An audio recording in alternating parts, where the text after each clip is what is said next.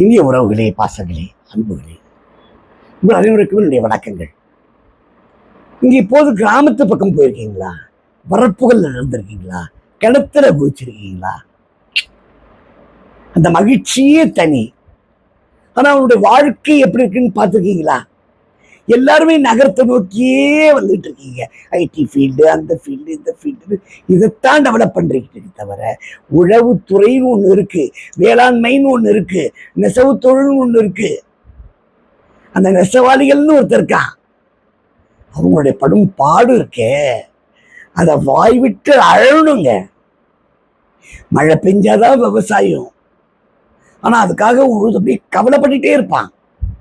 மழை பெய்யுமா மாரியாத்தா அப்படின்னு வேண்டிட்டு இருப்பான். ரொம்ப மழை பெஞ்சா மாரியாத்தா இப்படி மழை பெய்யுது. சரி, அவங்க விதைச்சா ஒரு பாட்டு பாடுவாங்க. சரி, அந்த துயரத்திலும் வறுமையிலும் கூட அவர்கள் மகிழ்ச்சியாக இருக்கிறார்கள் என்பதை இங்க நான் சொல்றேன். விதைக்கும் போது ஒரு பாட்டு பாடுவாங்க, நாத்து நடும் போது ஒரு பாட்டு பாடுவாங்க, அறுவடை பண்ணும்போது ஒரு பாட்டு பாடுவாங்க. அதே மாதிரி தறி நெய்கிற ஆளுங்க பார்த்தீங்களா, நான் காஞ்சிபுரத்தாரு பார்த்துருக்கேன். நான் தறி நெய்யும் போது பார்த்தீங்கன்னா பாடிக்கிட்டே தறி நெய்வாங்க. பெரிய வசதி இருக்கா, வாய்ப்பு இருக்கா, அவங்க நல்ல சுகமா இருக்காங்கன்னா இல்லை. பட்டு உடுத்திக்கிறோம், நமக்கு அழகான உடைகளை உடுத்திக்கிறோம். நகரத்தில் வாழக்கூடிய மக்கள் வித்தியாசமா வாழ்றா. ஆனால் மகிழ்ச்சியா வாழ்றானான்னு கேட்டா இல்ல. கிராமத்தால் மகிழ்ச்சியா வாழ்றான். கைத்து கட்டில போட்டு படுத்தான்னா படுத்தத்தான். கால் உழைப்பு.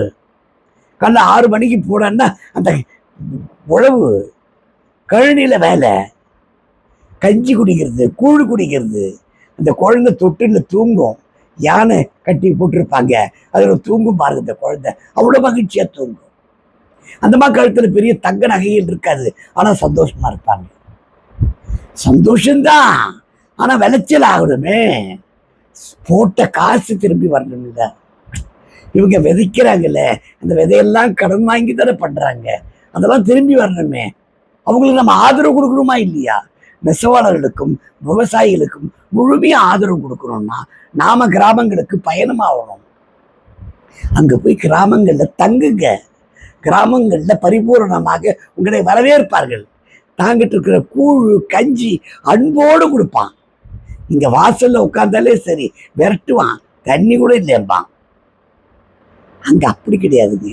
அன்பால் நிறைந்த மக்கள், வறுமையானவங்க தான், ஆனால் அன்பால் நிறைந்த மக்கள். போய் பாருங்க, வறுமையை போக்குவோம், அவர்களை வாழ வைப்போம்.